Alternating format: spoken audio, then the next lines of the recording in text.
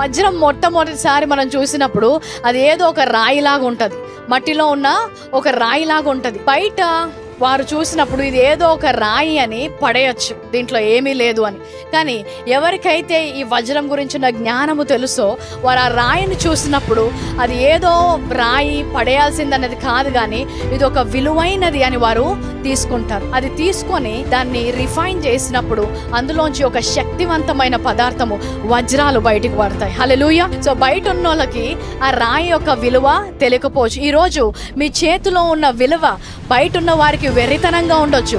రొట్టెంటి, ద్రాక్షారసం ఏంటి, మనల్ని హేళన చేయొచ్చు. ఎందుకంటే వారికి వెర్రితనంగా ఉంది. మనము నశించబోయే వారము కాదు, కానీ రక్షించబడిన వారము గనుక ఈరోజు నీ చేతిలో ఉన్న దాని యొక్క శక్తి, దాని యొక్క విలువ నీకు తెలుసు.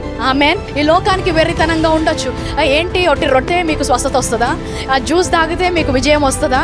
ఆయన శక్తి మనల్ని తాకుతున్నప్పుడు విరగొట్టబడిన ఆయన శరీరము ద్వారా మన శరీరములో నూతనమైన స్వస్థత, దీర్ఘాయుష్యు, ఆయన చిందించిన రక్తము ద్వారా మనకు విజయం.